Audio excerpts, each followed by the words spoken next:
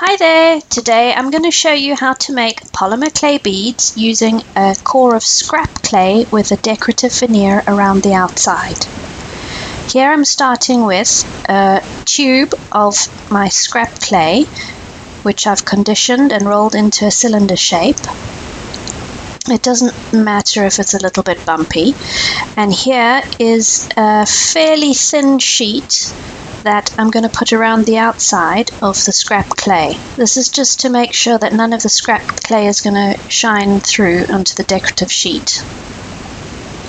If you're using canes, you might want to use a sheet of white. If you're going to completely cover the surface of your scrap clay, you might want to put white underneath so that the color doesn't interfere with thin slices of canes. So wrap your sheet around the tube from one side to the other, smooth so that the bubbles get pushed out. When you come to the edge, just lightly touch the edge and then unroll the tube of clay slightly so that it'll leave a mark where you need to cut. So now you can join up the two sides.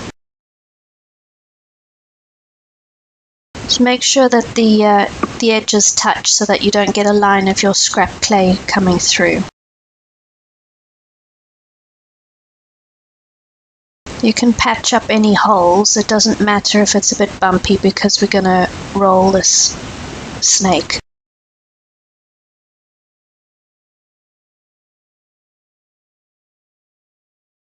So you can use anything to decorate your scrap clay. You could use slices of cane, or you could use scraps of different colors. In this example, I'm going to be using some scraps of mokume gane sheet that I've rolled out to a very thin setting. Here I'm using a knitting needle to make sure that the outer cover is attached to the scrap clay and there's no air bubbles. Now I did manage to get some air bubbles, but I'll show you how to fix those shortly.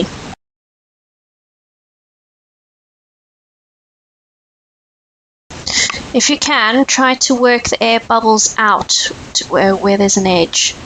If you can't get the air bubble out, use a needle tool and stab to the side of the air bubble. Don't try and stab the center of the air bubble, otherwise you're gonna end up with a ring of bubbles. So they're going from the side and then push towards the hole you've just made. So here are my little decorative scraps of mokume gane. I've rolled those out to a thin setting, and I'm just randomly placing them on this cylinder of polymer clay.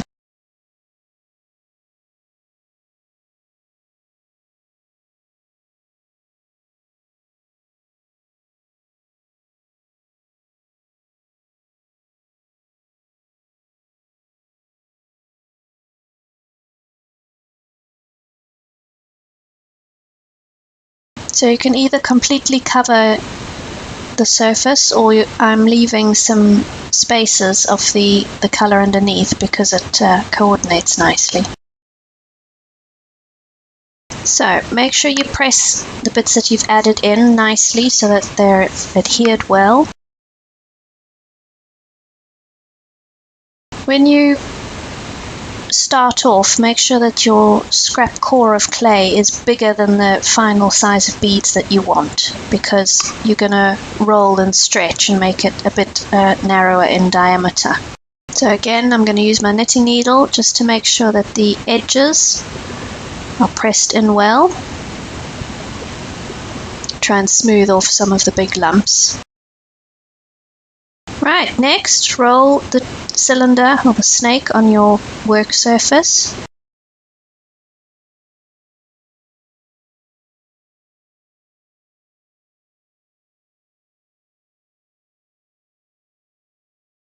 The other thing I like to do is twist it slightly. This just makes the pattern a little bit more interesting. So I'm just checking what the diameter is on my grid paper. It's still a bit big, so a bit more twisting. more rolling.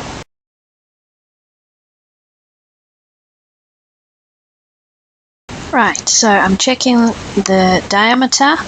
I want it to be about 2 squares wide on my grid paper, and then I'm going to cut sections that are 3 squares long, so that I end up with little cylinders that are slightly longer than wider. And when I use my knife, I roll the tube a little bit just to prevent it getting a flat bottom. It doesn't really matter in this instance because we're going to reshape the beads, but if you are slicing a circular cane, you'd want to try and keep it round, and it's just a habit from that. If you're not worried about getting your beads a similar size as each other, you can just cut off pieces. You don't have to measure it with the grid paper. So this last piece that I'm cutting, there's a tiny little bit where the core of clay is sticking out, but I'll show you how to fix that in the next step. So the next thing we're going to do is shape these little cylinders into spheres. So because there's a bit where the inner core is peeking out, I'm just using my needle tool to press it inwards. So this is a ball stylus. Press it into the center because you want the ends to become concave. So next you pinch the ends, and what you're trying to do is squeeze the decorative outer layer around and pinch it so that all the scrap clay core is covered.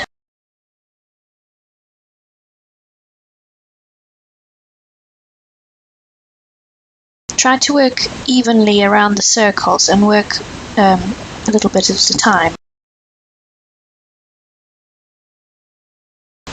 Now I'm using the needle tool just to smooth over the meeting point in the center there.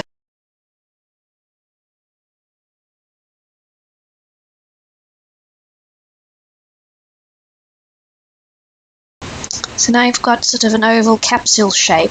Press diagonally, slightly offset from the polar point to reshape it into a sphere.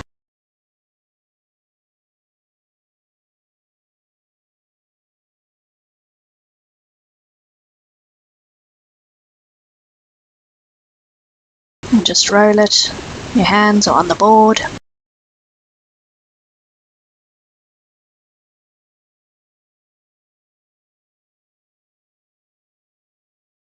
So next I'm going to show you how I put a hole through the bead. I start off with a small hole made by a bead needle, and then once the beads are baked I use a drill to drill out a bigger hole. So start the hole and then twist the bead onto your needle. This helps you feel whether the bead hole is lopsided or if it's straight. Once you get to the end, turn the bead around and pierce it from the other side.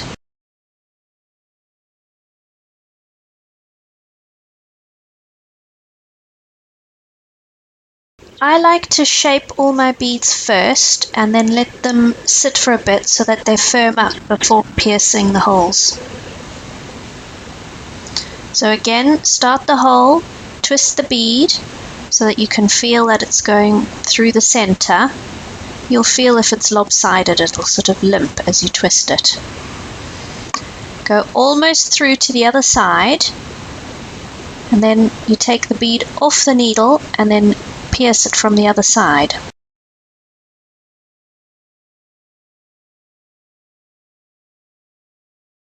So next, instead of rolling it on the board to make a smooth bead, I'm going to roll this on a piece of coarse sandpaper.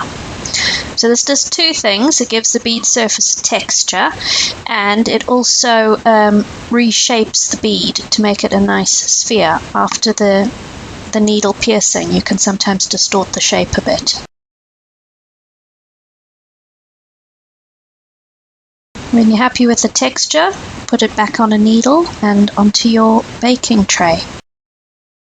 So, once you've finished all your beads, they're ready to bake according to the instructions from your polymer clay manufacturer.